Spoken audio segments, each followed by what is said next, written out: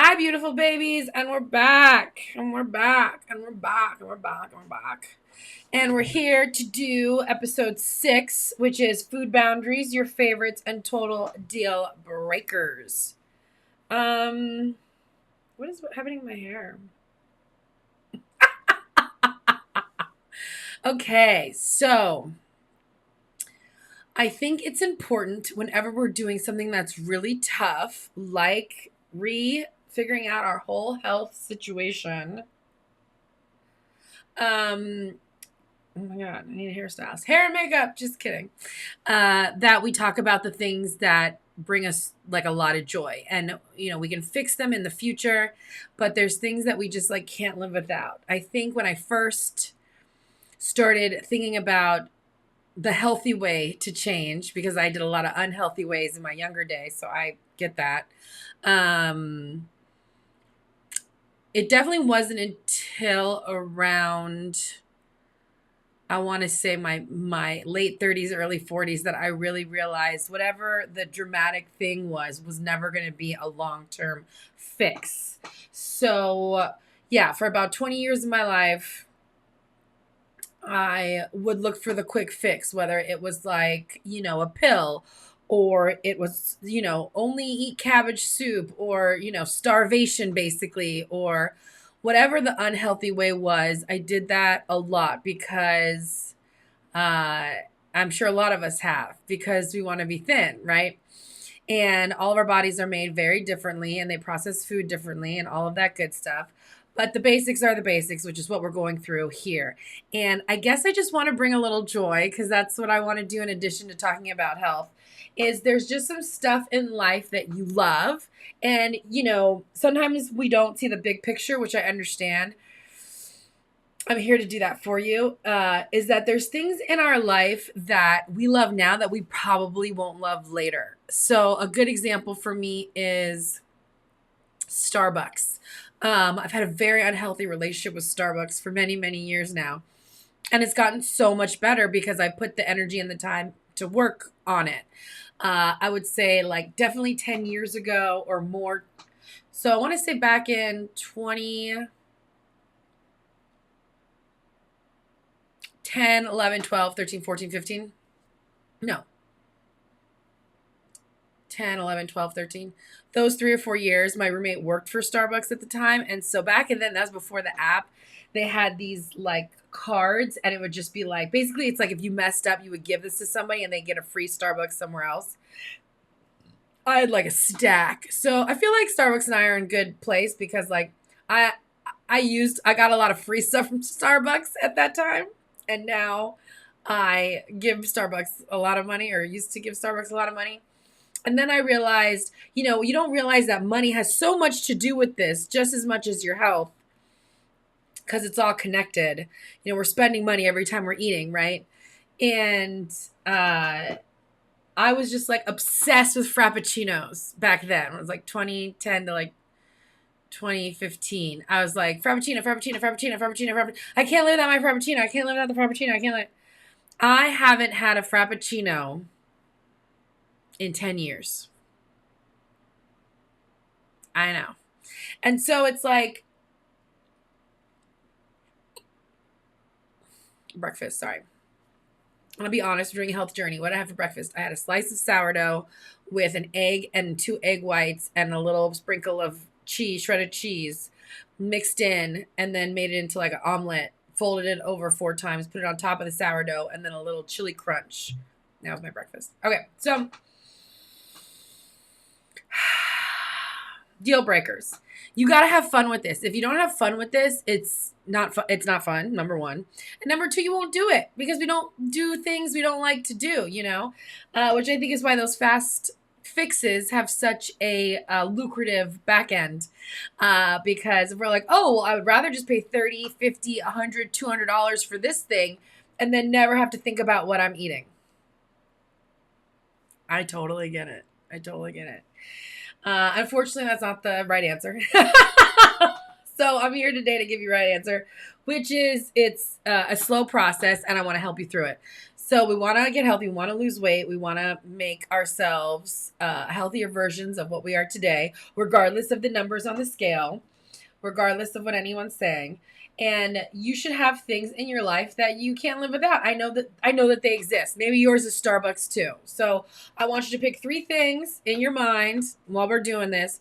What are 3 things that you just can't live without right now in this moment? That's going to change in life and hopefully here as well. But what are your deal breakers? Like, I cannot live without my Starbucks Frappuccino mocha chip, whatever it is, right? Think about it. What are 3 things you just can't live without? What are 3 things that, like, when you think about changing your diet, making changes, putting in, implementing small steps, what are things that you think about and you're like, oh, I can't give that up. I need it in my life. It's so important. It brings me joy. I don't want to take anything from your life that brings you joy. However, this is to set you up for success. So, for me, a long time ago, it was Starbucks. On some level, it's still Starbucks today, but that over the last 10 years, that has grown and changed, and I'll explain how. So I got to a point where I was like, okay, no more fraps. There's so many calories. They're so bad for you. No more fraps. I had to do lattes. Like, we had to switch just from fraps to lattes. That was the first switch. I could do anything I wanted a latte, but I had to go from Frappuccino to latte. And it was just the one step, right? Now, when you're somebody who loves the Frappuccino, I would say your normal first go-to latte is the white chocolate mocha. What are your thoughts? The white chocolate mocha latte? And is it a latte? It's the white chocolate mocha. I don't know. But that was my next step. And then I did that for a very long time. And then I switched from that to the brown sugar. And again, this is always the oat milk. Thank you, Starbucks, for finally, after a decade plus of us asking, including alternative milks into your beverages. Aren't you an angel? Thank you so much. And so always with oat milk because, lactose. And I'm going to eat some dairy and we'll talk about it. But yeah, as far as regular ice cream and milk, always oat milk or almond milk. I need to try rice milk, but I think there's a lot of sugar in it, but we'll talk about it. And so again, either way, coffee, caffeine is a deal breaker for me. Do you need your caffeine? I need my caffeine. Do you need your caffeine? I need my caffeine. And I won't let anybody tell me different. Okay, so now, 10 years later, my morning latte is around 200 calories, and I make it from scratch. So not only does that save me money, but I know exactly how many calories I'm getting every morning. And so, yes, I do use Starbucks espresso. I love the blonde roast. That's what I recommend. And I do like 2 tablespoons of brown sugar and then 3 shots of espresso and then oat milk. And instead of extra creamy oat milk, which I love, I do unsweetened vanilla oat milk, which is like a third of the calories. It's like 40 calories a cup. And then you shake that up, put the ice in, and then on the top, I'll do non-dairy, non-sugar, all the nons. And I know it's chemicals. Like, don't get me wrong. I'm aware. It's like, I'm not here saying that, like, I'm on this high pedestal. Like, we're both going through this together. There are going to be, like, there's chemicals in everything. So you just have to sort of pick and choose, And it's like sugar-free, whatever, all the freeze. All the freeze. Because I like a little whip on top and then a sprinkle of the fancy cinnamon. And there's different cinnamons we can talk about. And that's the thing. Like, I think it's so unfair that when you're young, you're like, oh, well, cinnamon is cinnamon and grapes are grapes and strawberries are strawberries. And unfortunately, that's not the case. Like, yes, they are. But also there's like different variations. There's cheaper versions. There's things that are unprocessed with more minerals, all that kind of stuff. But again, I digress. Right now, we're just talking about your food boundaries and your total deal breakers. So there are things in your life that you need to eat because they bring you joy, and the thought of not eating them is like painful to you, and it's upsetting, and it makes you want to cry, and I don't want you to cry. So think about the things, and it can't be more than a handful. Like, you got the one hand, so 3 to 5 that you just need to have in your life. And I feel like even now, after all this growth I've done, and yet I'm still overweight. I don't like the word obese. I'm still overweight and I still need to lose weight. My deal breakers are vegan mayo. So like I need mayo. I love mayo. I put it in dips. I try to work the mayo to the small, like in the smallest amount of mayo because I know it's very fattening and not good for you. But I need it on a lot of my, not all, but some of my food, sandwiches, things like that, dips, things like that, because it brings me such joy. Okay. And that's just the way it is. And it'd be very hard for me to let it go. And so I work to try to make the things that I use it in smaller and smaller amounts. But it's difficult because I like my mayo. And I really like butter. Butter is a deal breaker for me because I know the stuff in butter is really good. And there's like a B word, I forgot what it's called, but it matches the lining of your intestines. And so a little butter is always better than a lot of margarine. Ask any professional. I would say that a little butter is always better than a lot of margarine. And so my deal breaker is mayo, butter, definitely my caffeine in the morning. Like I have to have it. I have to have it. I have to have it. I have to have it. I have to have it. And trying to make that as few calories as possible. And I think those are my deal breakers.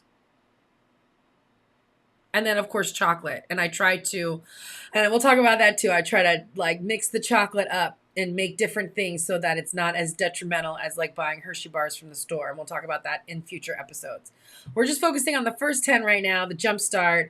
We'll do Jumpstart part 2 and 3. And we are just talking about things we're putting on paper, things we're thinking in our head. And I want to know what your deal breakers are. And it's tough because I've got some beef footage while I read you some facts. And I want you to think about it because I want you to think about your deal breakers. And so here we go. Look at this guy. These have to be a deal breaker for him. I want you to identify non-negotiables and creating your food philosophy. We love food.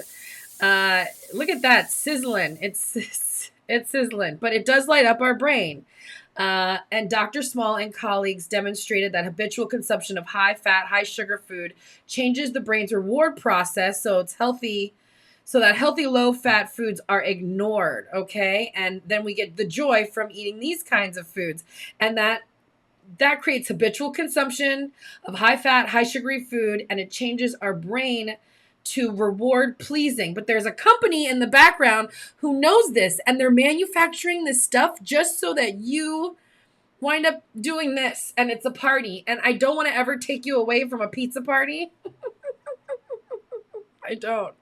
I don't ever want to take you away. But then we do it to kids. And when you're young and you're getting these dope rewards into your brain all the time, then we become adults who do it too.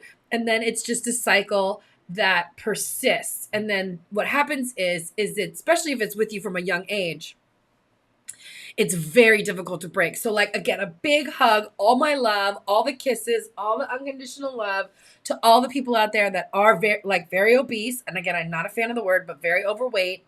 And you've struggled with this immensely and psychologically your whole life. It is not your fault, especially if you are a little child and, you know, the person who was taking care of you. And again, it's not their fault either. They probably didn't know any better, is giving you this kind of reward system food. My parents kind of knew better, and it still was an issue because they didn't know how processed the food was. And on top of that, because they knew that they didn't, like, you know, McDonald's and all that kind of stuff was for sure bad, it would be like a reward. So then it like triggered a different reward system for me that enabled that dopamine food reward. So it was like, oh, you got straight A's? Here's McDonald's. You got good grades? Here's McDonald's. Here's chocolate. Here. So it was like the reward I would always get for doing well at school or whatever was going on was something delicious, like a food that was messing with my brain.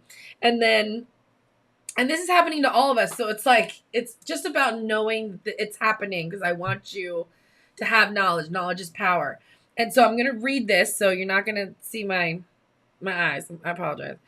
But science has established that overeating changes the brain, and the brain change accompanying overeating are not easily reversible, even when you get the surgery. So before the GLP-1, whatever Wegovy stuff's happening now, because again, I've been on the planet like a while, not that long, but a little while. You know, there was the gastric bypass surgery, and a lot of people are doing that. I knew a lot of people who did that. I knew people who did that, and then They didn't want to be friends with me anymore. And I totally get it. I feel like another thing that comes, and we're going to talk about this later down the road, when you are putting in this work, because it is work about changing your life and your habits, your social circle will change. Okay? Just a warning. Because now you're putting a lot of effort and energy into what you're putting inside your body to have vitality, to have, health, to stay out of the hospital longer when you're older. Other people are not thinking about it. So you're very special and amazing if you are here and watching this, because most people don't want to do this work. Okay? Makes you special. So because of that, Psychology Today wrote this year's researchers have found that eating highly processed, sugary, fat-filled foods not only changes your body, but also your brain. And so if it's changing our body as we're getting fatter, it's changing our brain to need it more. So it's important to not just like when you ever talk to a doctor and you're coming off of some intense drugs, they're like, you can't quit cold turkey. You have to wean yourself off.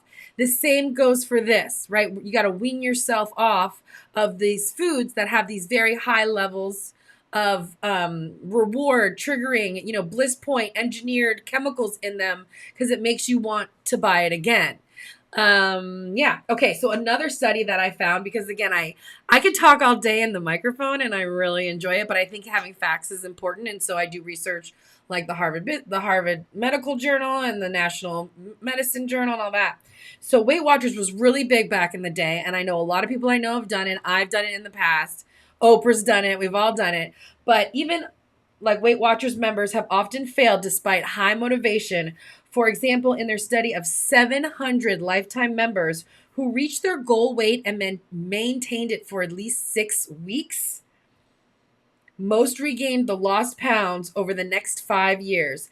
They were eating because their brains convinced them they were hungry, because they didn't do this work. Okay.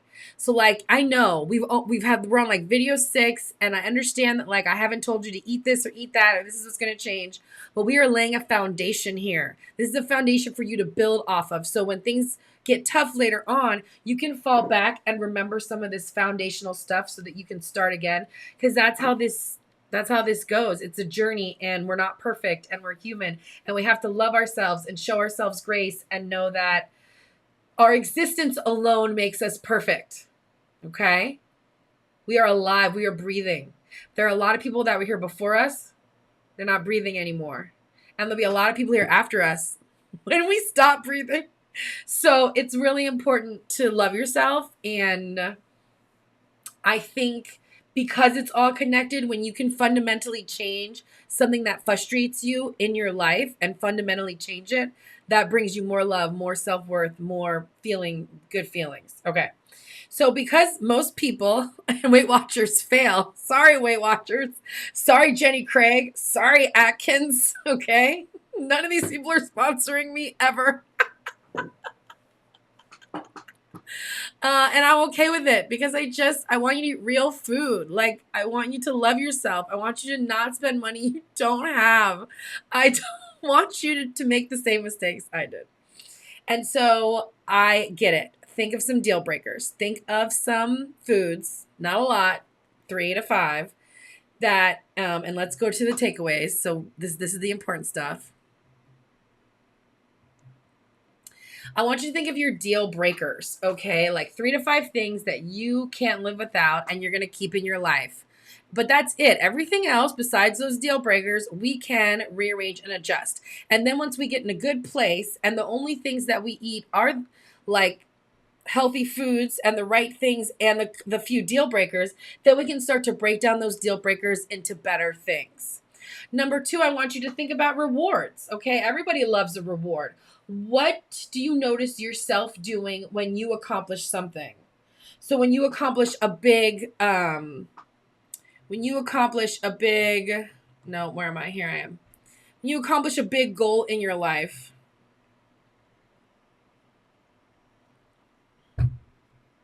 what's your reward? Do you go out and get hammered? Do you go eat a bag of chocolates? Or what about when you're sad? Is there a reward to change your sadness? I don't know your life. I know my life. So I know when I get sad, which I'm much better at now, but when I do, I will turn to chocolate because there's a few drugs in chocolate that synthesize love. And I am all about love. I'm a lover. I love love. And uh, what else? Um, I'm sorry. This is why we have notes. Rewards and fake. Okay.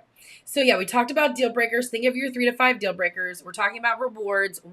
Did you have that same issue when you were young? Did your parents reward you with sugars and cakes and candies? I mean, again, if you had a fast metabolism, maybe you didn't even think that that was a bad thing, but it was. And what is that like now for you? Because even as we get older, even if you are thin, like if you are not really thinking about how you're taking care of yourself, I mean, there are companies that are happy about that too, because then you wind up with health issues later on in life. And there's a bunch of pharmaceutical companies that'd be happy to help you with that. And I want you to need as few of those people as possible. Okay. Like I feel very strongly about it. I've done some team building for some pharmaceutical companies. They have the budget. You know what I mean? And they're doing okay. So if I can get a small group of people to listen to me and realize that like by doing this work that I'm talking about prevents you and saves you from so much money, it's like a whole domino effect to increasing your life. Okay. So then the next one is the faux fix. And I love that because I think I want a whole series called the faux fix. Basically it's taking something you love. And I know a lot of people on like the social media do this right now. Basically, I want you to think of something that you love, and then, there's a way to make it less calories, whatever it is that you love. And that doesn't have to be right away, so we'll deal with that later on in the process. But, like, I'll give you, for instance, I do like fast food. You will catch me at a McDonald's here and there, or Cane's, but I didn't grow up eating Popeyes. There wasn't Popeyes in South Florida when I was growing up. And there's a Popeyes real close to where I live now, and it's been there for years and years, and I've never been. And my best friend, Davey, was like, I eat Popeyes. I love Popeyes. It's great. It's the best fried chicken. Da da da da da. And like, I did grow up with parents who were trying, and I appreciated that. So we didn't grow up with fried chicken. I didn't eat fried chicken as a staple meal, right? As a young person growing up. Now, I know that good fried chicken made right is heaven on earth. So no, like, I'm an eater too. Okay, this is my eating family, right? This is called Awesome Ashby Eats. So you're my eaters, okay? And I just want you eating up all this information. Yeah, because it's good for you. So let's get back to the story. Popeyes. We love the Popeyes. And so Popeyes, I was like, what? It can't be that good, but you listen to your friends. And we'll talk about your team and all of that in a future episode. So I go to Popeyes and I'm like, you know what? I'm starving. I've worked all day. I need a little food. I'm just going to go to Popeyes because Davey goes all the time and check out. And they were doing like this deal for $6. So I go over there and I'm looking at the app because everything's on an app now, right? And I'm looking at the app. I had no idea that Popeyes offered blackened chicken tenders, so not fried. And let me tell you the calorie difference. So if you just get like 2 pieces of their fried chicken, it's like 500, 600 calories. It's something ridiculous, 400 or 500 calories. 3 chicken tenders that are blackened chicken tenders from Popeyes are 170 calories. So if you are stuck in the middle of nowhere and you do have to go to Popeyes, you have to get the blackened chicken tenders. And it was really interesting because the lowest calorie side option that they had was mashed potatoes for 110 calories. And it's a little cup of it, so it makes sense. But I thought that was really interesting compared to, I think they had beans and coleslaw, mac and cheese, that makes sense. But yeah, it was really interesting because I had no idea. And then I got addicted. That's the job. And I'm like, oh my gosh, I'm going to eat blackened Popeye chicken tenders all the time, forever, forever, forever. And then I was like, reel it back. And I figured out how to make them at home in my air fryer. And are they exactly the same? No, but they're very darn tootin' close. And that is my sort of example of a faux fix. So like, there's a way to take things that you love and make a lower calorie, delicious version so that maybe you do that a few times a week and only once a week have your amazing deal breaker thing. But we're getting ahead of ourselves. Just think about the deal breakers. Think about if you too suffer from the reward system And maybe there's something small in your life that you can faux fix, but we'll go into more detail about that, and I'll make some fun videos about that in the future. Um, is that my trash can? That's hilarious. Okay. Anyway, you're wonderful. You're beautiful. You're perfect. Comment down below on if you suffer, also understand any of these situations. What are your deal breakers? I told you mine, and I'll see you in the next video. Love you all so much, and I can't wait to see you soon. Bye.